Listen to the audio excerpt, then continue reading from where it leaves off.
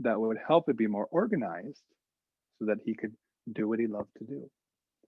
And that was in the late 1800s, and it's been flourishing ever since. It's taught at all of these major conservatories used by actors, singers, musicians. Anybody with the mind and a body really can benefit from this work. Some famous Alexander students were George Bernard Shaw, Aldous Huxley, some modern actors. Robin Williams was a student of the Alexander technique, William Hurt, and many, many, many others. So I got into the Alexander technique myself because of pain, because of arm pain as a percussionist and back pain. And it really, really helped me a lot. And I noticed as I started to take better care of my body, my voice started to improve without any voice lessons. It was remarkable. So I, about 6 years ago, started a school where I combine Alexander technique and use it with singers. I also have a background in music, in conducting and teaching and singing and playing myself. So we're going to do a little experiment. Actually, before we do that, are there any questions or comments? I'd love to hear comments or questions if anybody wants to share their experience of the opening activity or ask a question about it. I'd love to make this interactive. I would imagine that it's very good for health from what you've just said so far. I have asthma and I was feeling quite tired when I came online tonight. And with those pretty simple exercises, I feel quite alert now and quite loose in my muscles and my breathing. So obviously this benefits health generally. Yeah, absolutely. One of my teachers said, if you want to add a decade to your life, study the Alexander technique. Now, I don't know if we can't make any promises here, right? But it can definitely add life to your years. I know that from my own experience. I was really in a bad way when I first encountered this work as a very young man in my 20s. And I'm relatively free of pain now. And so it is absolutely great for overall health. In fact, there was a study done by the British Medical Journal that found it to be one of the most effective ways to treat back pain over even acupuncture and physiotherapy. And nothing wrong with those modalities, but it's quite effective. Thank you very much. So that's kind of the bonus. You'll sing better and feel better. Any other comments or questions? I'll check the chat bar. Yeah, it is beautiful to connect the body with the voice, isn't it? So at the end of this, is there a technique or a guideline of, if you want to continue doing it? Yeah, yep. We'll give you some tools and some things to think about. Boy, I don't know if there are any local Alexander teachers in Derry. I think there may be, Peter. I think not necessarily in Derry, but I think in the north of Ireland we have a few. Obviously not as good as you, Peter. Oh, there's I some can really send great out teachers. I can send out links to Peter's Total Vote of Freedom and also to anybody that is in the north after the call. Yes, indeed. Yes, indeed. Yes. And there's one particular practice that we probably won't get to today that I can share a resource about. It's called constructive rest, and it's one of the most effective things you can do for your body.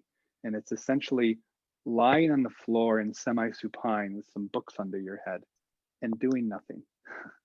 Well, there's a little something you do, and you'll see it in the description, but it can be a wonderful restorative practice, especially during these times when we're all just a little more afraid and on edge because of the pandemic. So just can be good to just rest and take care of ourselves, which is what this work is all about. This is, to me, the ultimate self-care method. So shall we carry on? Yeah. Okay. So when you sing, do you spend most of your time sitting or standing? I'm curious, Siobhan. When your rehearsals, you probably perform standing, I'm sure. we probably stand for most of the time. And what's Most of it. interesting, Peter, is that the sopranos, I don't know about Morris, who's on the call, what happens in his choir. The sopranos always want to stand. They're so keen. Okay. I think it helps reach the high notes. Yeah, it does. Yeah, it does. Okay. Well, I'm going to invite you all to stand if you'd like and you're willing and able. Of course, you can sit if that's how you prefer to sing, but we will be exploring one of the most important things about singing, and that is standing and balancing. Now, I've made a discovery in my work. The vast majority of singing issues are actually not about the voice. They are about how we are balanced in our body, because everything is connected. Now, here's a fascinating thing. You don't need to remember this. If you find your shoulder blade,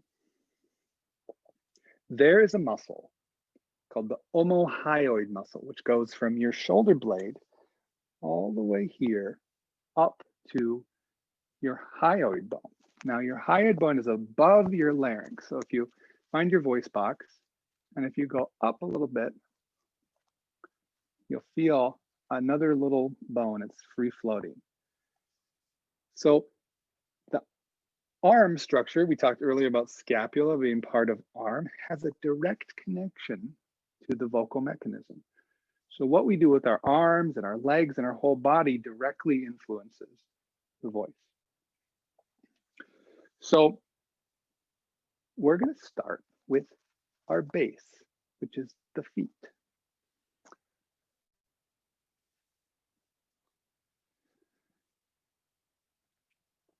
So find your feet. And imagine you're the outline of your foot right now. If you were to step in some mud, it would leave an outline, a footprint. So where is the edge of your footprint right now?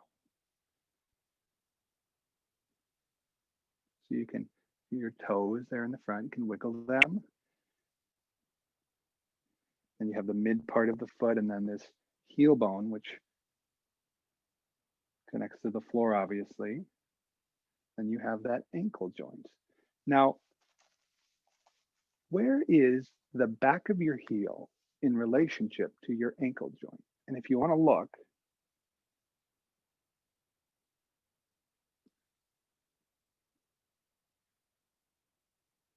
you can see quite clearly that the ankle joint is in front of the back of the heel. So we have that little bit of support behind the ankle joint, which is the heel bone, that can support us.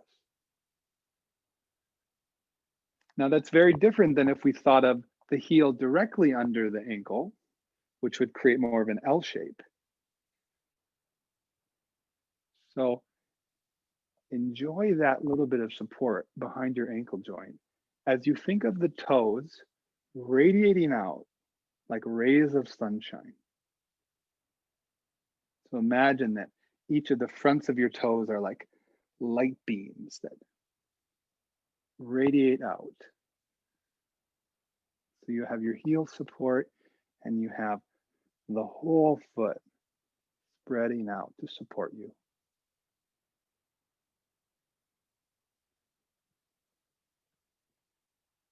Now you might notice you habitually have your weight on your heels, or you might notice you habitually have your weight forward. See if you can just find a balance so that your whole footprint is being used. Now, as you're exploring this, you'll probably notice something happening in the knees because the knees are in conversation with the feet. So can you invite soft knees?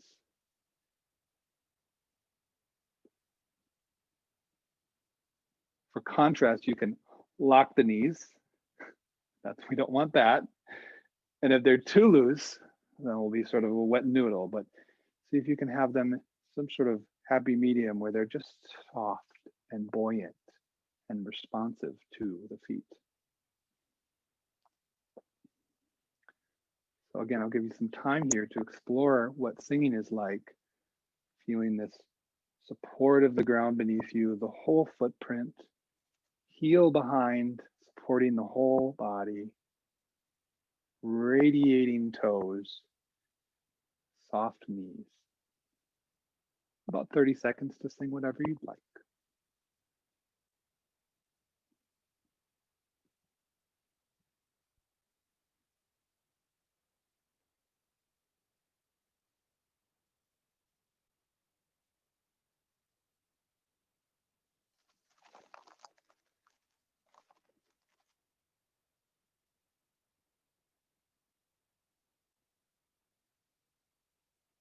Good, and I'm noticing movement, which is great. Movement wants to happen, let yourself move. Even if it doesn't want to happen, have the availability of movement in all your joints.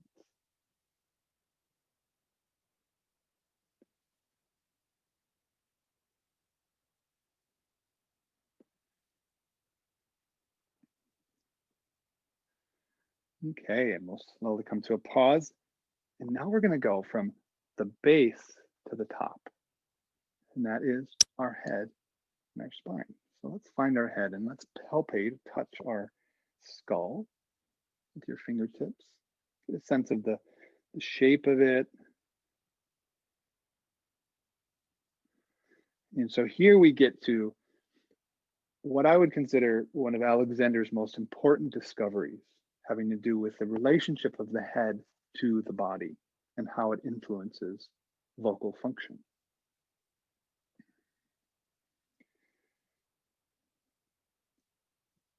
So we're going to do a little experiment that's going to involve a pretend body and hand, or a head. So we're going to make a little body with 2 fingers, and we're going to make a head with the other hand. Put your head on your body. Good. Now take your little person for a walk. Okay. Now, intentionally pull your head down into your body without your body responding. And take it for a little walk and notice what happens in your body. Okay.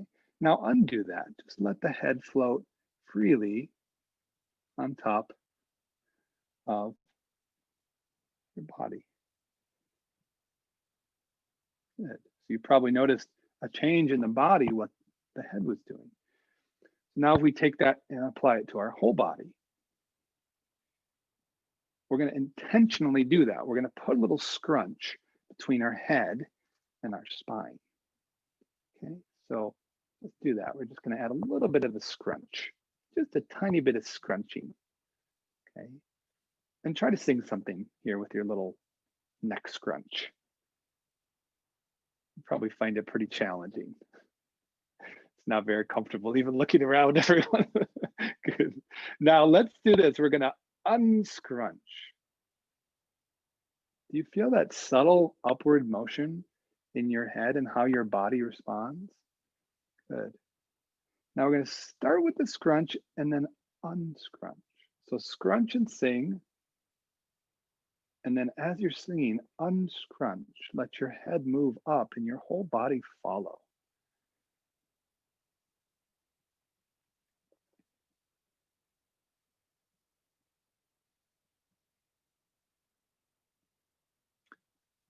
Oh, it's lovely to see everyone just going up. Their heads go up and it's so free. I imagine your voices are just sounding beautiful. Yeah. That's right. Yeah. So this is so useful, especially when you're getting to the high range. We tend to tighten our necks when we get to the high range in order to strive for that note. And if we can not do that and instead let the head go up and the whole body respond, it can be very helpful for high notes.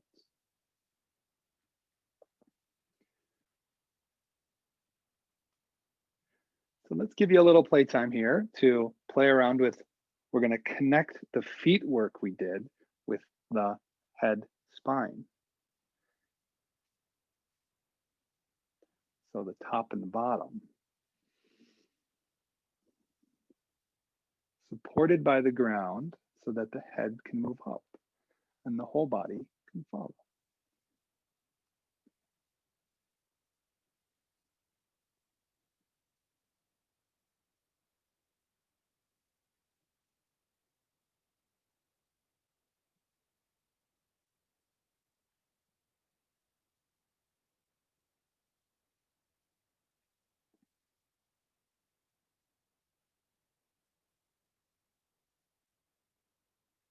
Lovely. Now I want to show you where the head actually connects with the body, because this is a really important joint, if not the most important joint for our movement and our singing. We tend to think of it right here. Of course, this is the head resting on the spine. It's actually much higher. It's between your ears. And if you take your tongue and trace it along the top of your mouth, when you get to the very back, it's right behind there. Another way you can find it is to say the word sing, but hold the NG. Sing. That NG where the back of the tongue is up, right behind that is that top joint. So your head, actually, the bottom of your head is up here. Below it is the jaw, which is actually part of the appendicular skeleton. It's a free hanging joint. Now, do you have Pez candy in Northern Ireland there? I don't think Yes, so. the Pez, okay, it's an American thing. We have these Pez dispensers and they look, the top of the head goes back and then the candy pops out. Now, I call this Pez head. A lot of singers, to open their mouth, will actually pull the head back. So it becomes like, instead of just letting the jaw drop. So you can have your hands here at the bottom of your head and let your jaw just sort of almost flap. Just like you can say, blah, blah, blah, blah, blah, blah, blah, blah, blah, blah. Yeah. So the head is actually going up and the jaw is free to just open and move, and the tongue can move freely with it. Yeah. Now go ahead and sing something here. Your hands on your head. Gentle invitation for the head to move up. Careful not to overdo it. Sometimes we pull up and that's not the idea. It's almost just a thought of up.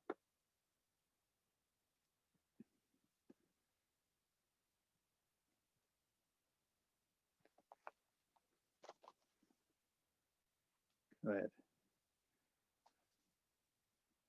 So one of the causes of jaw and tongue tension often is where we're imbalanced,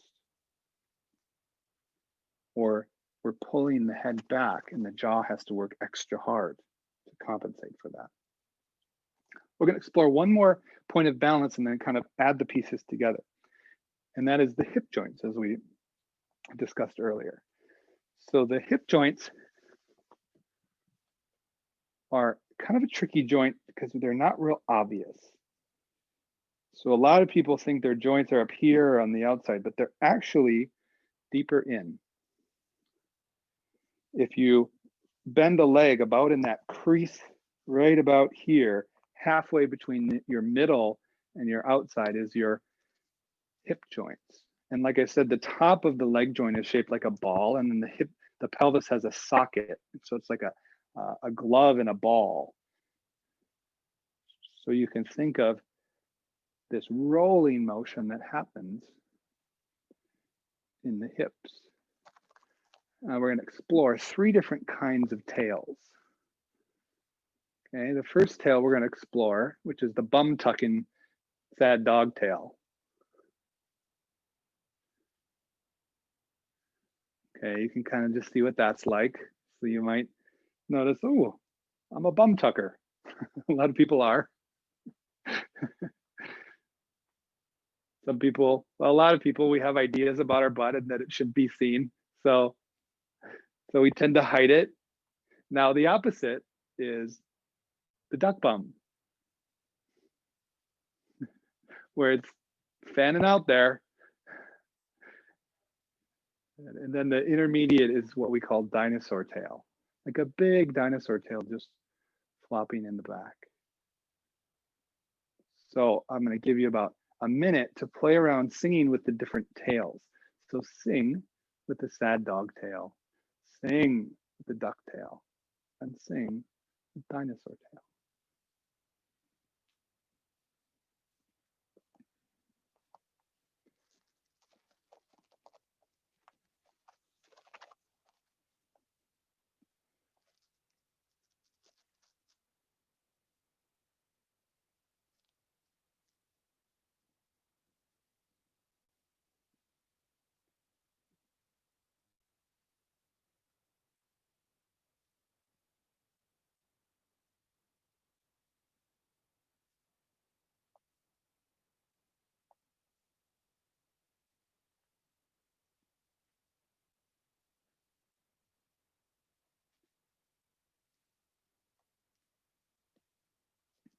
All right, and we're going to add one more piece to this puzzle, and that's the arms. So earlier I mentioned the clavicle and scapula being part of this arm structure. Now, if you look at a skeleton, what's really fascinating is the only bone-to-bone connection of this arm structure to the axial skeleton is right here. It's called your sternoclavicular joint. Everything else is free floating, including your scapula. So you actually have 4 joints in your arm: wrist, elbow, shoulder, and sternoclavicular. So you can think of your wings just suspended delicately above your whole body. Now I'm going to teach you a real quick little exercise that I learned from a Japanese teacher friend of mine called katakori sayonara, which translates as goodbye shoulder pain. Okay, so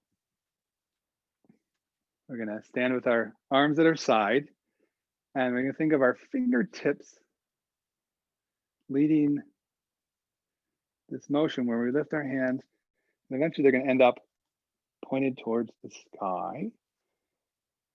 And now the elbows are going to take lead, and they're going to come along down our sides, keeping the elbows in along the sides. Bring those elbows in, some of you. There you go. Good. Keeping fingertips up. And when your elbows get to their home place, just unfold your arms and notice there's a different relationship here of how your arms are just suspended over your torso.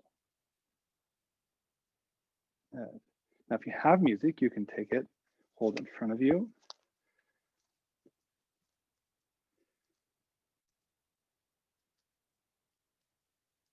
How lightly can you hold that music while still supporting it?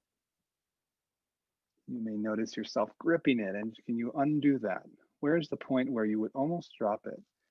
Can your whole arm structure just be floating above your body?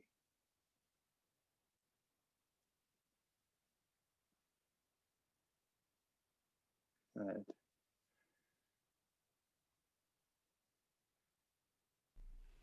Now, an interesting thing about vision. Oftentimes we think you need to go to the music. Let the music come to you. So stay where you are. If you need to move it closer, that's great. But let the music come to you.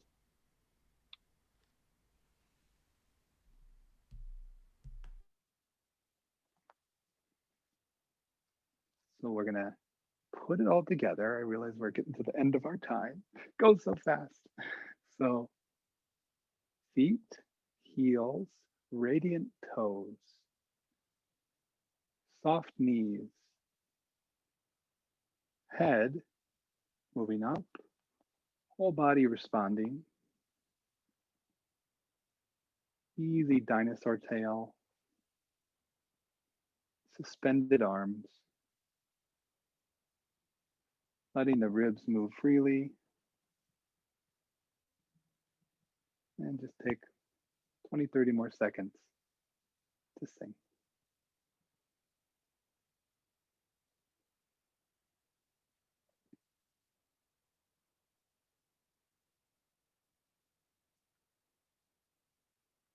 Spacious joints.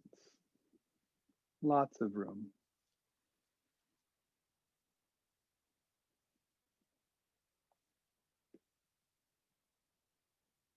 Let those nostrils soar. Inner smile.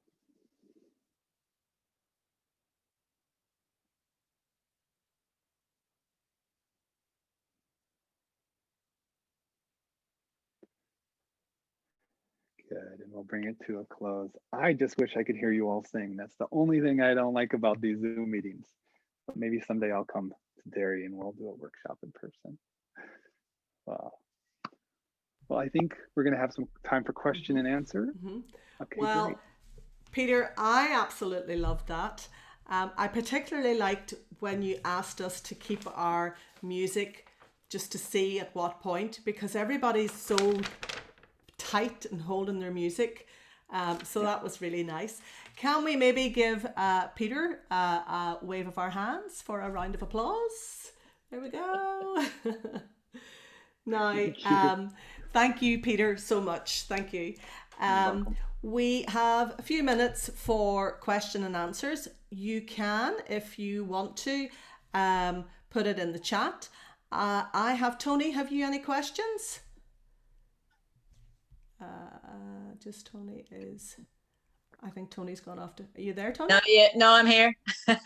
Have you any questions? There's no questions in the chat at the minute. Okay, so except now we have to say The Sopranos, and I'm one of them. You're leading the way in everything, girls and boys.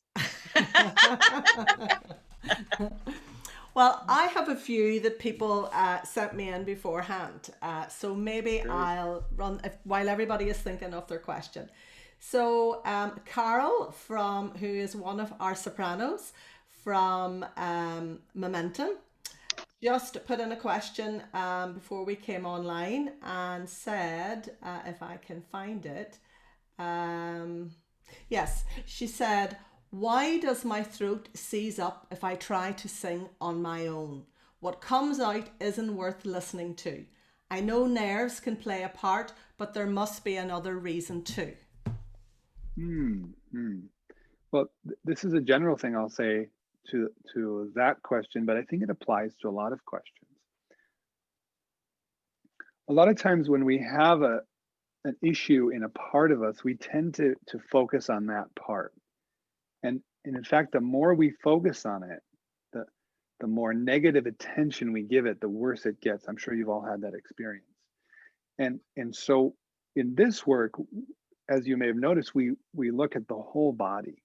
And so we kind of distract the mind from focusing on the problem and going to the whole self. So oftentimes, especially if I have to sing a high note, I'll be thinking about my feet or my pelvis. I won't be thinking about the voice. So that would be my main suggestion, is to really expand the awareness to the whole instrument, as it were. Okay, Peter, thank you. Someone got a question there? May I ask one? Yes, you can. I suppose, Peter, that was brilliant. Thank you. I suppose in sort of my work life, I'm always, presenting or standing in front of people, talking and everything. And to be honest, I would probably, clench would probably be the wrong word, but always pulling everything in rather than letting everything go. It's a completely different feeling. Yes. And it's hard. It's really hard. You have to practice this forever. It is. Well, it is hard because our identity is tied into the way we use our bodies. And so sometimes when we get outside of those habitual patterns, we don't recognize ourselves and the system rebels. So I would say to be patient and kind with yourself, that it's just let it slowly unfold and unravel. If we do too much, then we kind of, there's a whiplash effect. So just be easy with yourself, I would say, Tony. Yeah. Okay. Someone asked, is it available online? Yeah, that was me. Oh yeah. Francis? Yeah, thanks, Francis. Yeah, there's lots of great work online. Of course, we have our stuff. We're going to start doing monthly drop-in classes. So I can make sure you all know about that. There's lots of great resources out there. I can try to share as many of them as possible. But do you do actual classes online? Yes, indeed, ma'am. A series that would take you to a certain standard of the procedure? Yes, yes, yes, yes. Yeah, So 'cause I wasn't talking about one-off classes. Yeah. Yep, yeah. So we have a series of courses or series of classes that we teach that sort of unfold the basics of this work to people. Because it really, the more time you spend with it, obviously, the deeper the impact is. Thank you. Okay, thanks, Francis. I would like to thank you for tonight, because I didn't realize, I'm not with the choir very, very long, but I didn't realize how stiff that my body actually was. Whenever, you're connecting the knees and the feet and all, my knees just locked. They were just so tight, and and I feel a lot looser now tonight, and I feel really more relaxed. That I don't think that's going to help me singing, but I'll do my best. So thank you. Thank you. You're welcome. You're welcome, Donna. I think you'll be surprised. I think it will help your singing. Another question that came in, Peter, beforehand was about movement and warm up, and how much time should be spent in movement. I mean, you spent a lot of time just all in movement, and I know you're always trying to kind of have warm up, get the repertoire learnt, and have a little cup of tea and a cup of coffee and a biscuit and a bit of a chat. So how much time would you spend in warming up and in movement particularly? I like to think of a warm up as a way to say hello to the whole self. It's just kind of welcoming, inviting the whole self to participate in the practice session or the rehearsal or the performance. And it's sort of like when you wake up in the morning. It takes a while to wake up and say hello to the world and yourself. And so I would, 5-10 minutes, I would say. Okay. Maybe longer if you'd like, but it varies from person to person. Okay. But you'll get a sense that, okay, I'm ready. I'm ready and available to sing, to make music. Okay. There's a question in the chat from Madeline, who says that sometimes she starts to cough when she starts to sing. Is there a reason for that, or is there something that she can do to help prevent that? There's a lot of different reasons.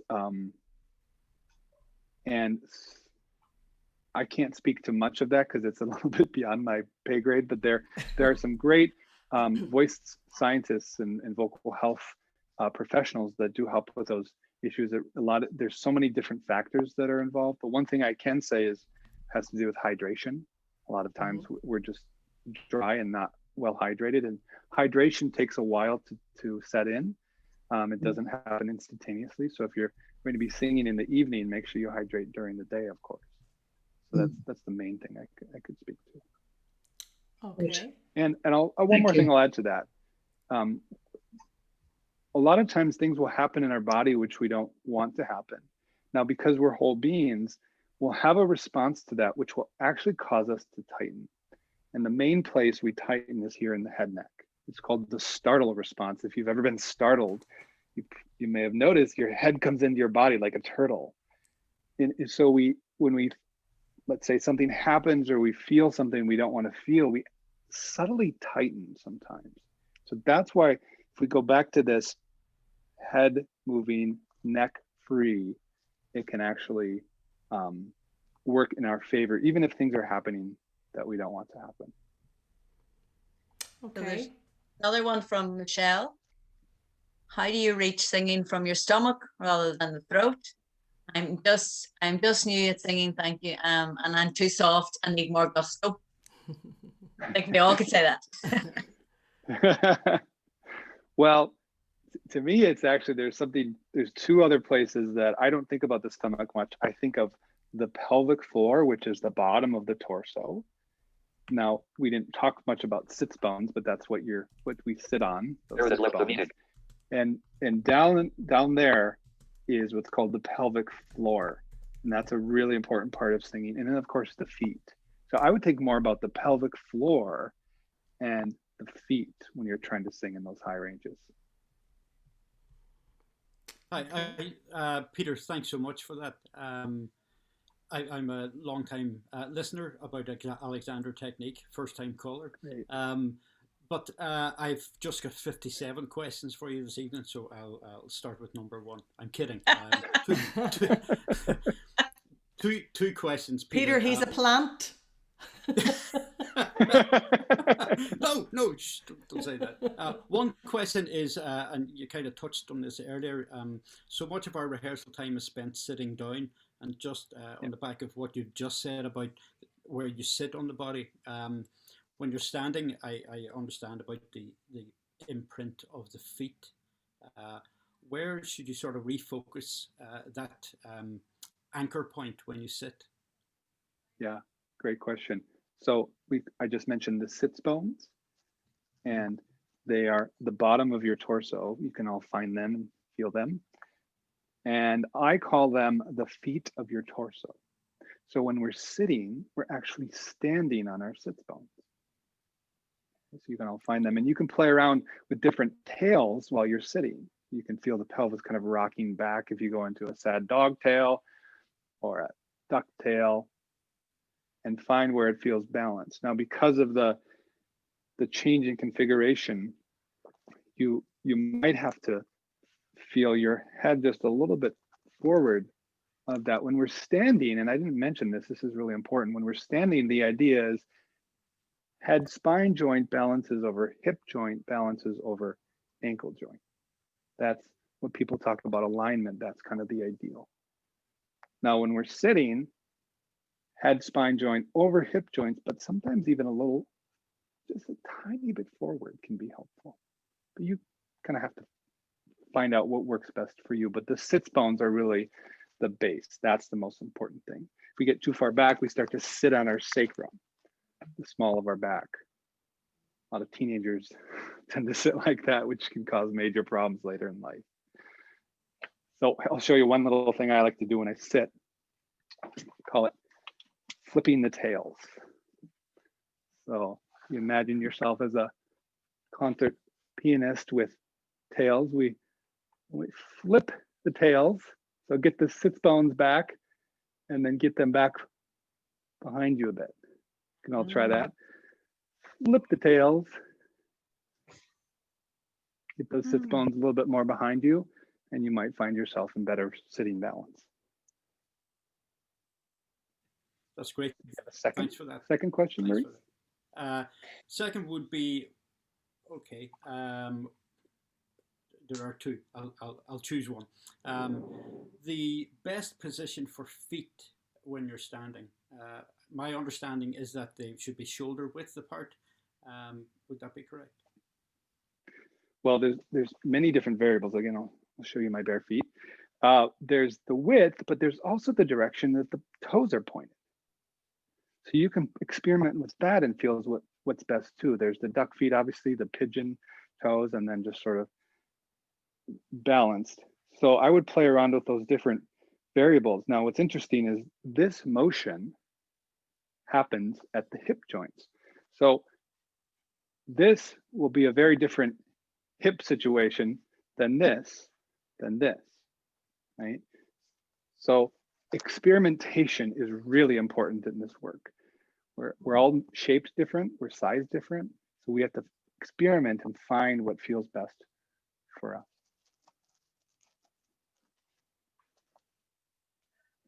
Does that help a bit, Maurice? It sure does. Yeah, absolutely. Thank you so much. Great. Peter, could I maybe ask a question? Of course.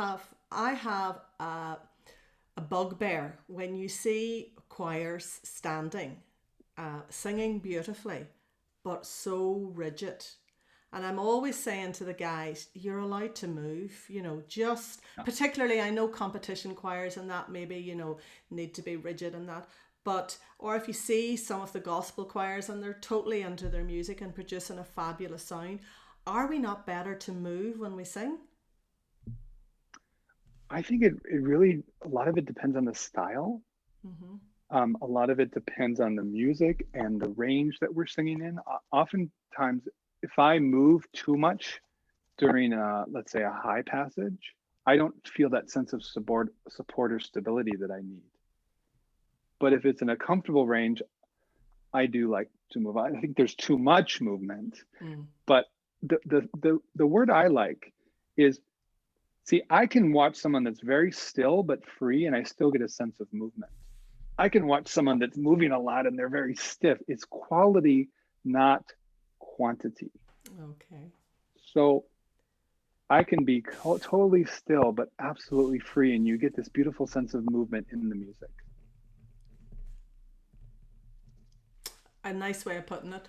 Thank you, Peter. Okay, I think Siobhan, with encore, with us being a contemporary choir, it's just natural. Movement is very natural for us, and I couldn't imagine standing and not moving at all. So it actually, because that's what we're used to, it comes very naturally. The movement comes very naturally to us. Yes. Yeah. I think, and here's a habit we take from our daily life into our singing. We are often so static in front of computers all day, not moving. And so if you can invite movement into your daily life, that will carry into your singing practice. Okay. Have we time, Peter, maybe for one more question? Anybody want to have the last say? Absolutely. Or are we anybody? Keith. Oh, it's like Joe. Keith, did you say something? Audio now unmuted. Right. Joe, would you like, have you a question, Joe? Audio now unmuted.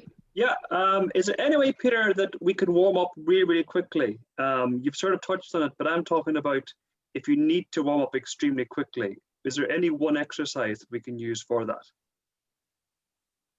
So if it was me, I would do the exact same warm up we did today, but do a very compressed version of it. Right. Okay, that's great. So we move all the major joints, we sing, we look. You could do that in 10 seconds and be somewhat warmed up. Great. Thank you very much. Welcome. Keith, do you have one? Hi, can you hear me? Yeah. Yes, indeed. Yep. It's just what you were doing to this evening feels very much like mindfulness. And I've found almost instinctively at work, if you're in a really sort of busy day, very stressed, just getting a minute or two doing what you're describing tonight can be very useful just to de-stress a bit and get you through the day. Absolutely. In fact, that could be a definition of Alexander technique, is mindfulness and movement. And the reason movement is so important is because quality of movement equals quality of sound. If we are moving beautifully, moving freely, we will sing beautifully and sing freely. So mindfulness and movement, I love that, what you're pointing to. It's great. Thank you. Okay, well, I think. Could I just make hello? Yes. Siobhan, sorry. Yes. Yeah, just an observation, which is a real eye opener for me. When you mentioned about the arm being completely free and floating, except for here, where the clavicle meets the sternum. And then that kind of the arms floating on top of the rib cage. The body, of course, after doing all the other warm-ups, the body felt entirely free to breathe correctly and to breathe freely. It was a real eye-opener. Yeah. Yes, you notice we didn't talk about breathing much, because when the body's working well, the breathing takes care of itself. Yeah. So that's definitely, a great Morris. way to end. Good point. Good point. Yeah, thank you. Good point. Yes, I think we have got more out of Peter than we intended. I said in 40 minutes, 45 minutes, Peter. So I am so grateful to you for your time. And as I was saying to Peter before anybody came online, he is the first speaker to launch our Build Momentum guest speaker project. We have a guy next week, Peter, that we talked about. I can't remember his name.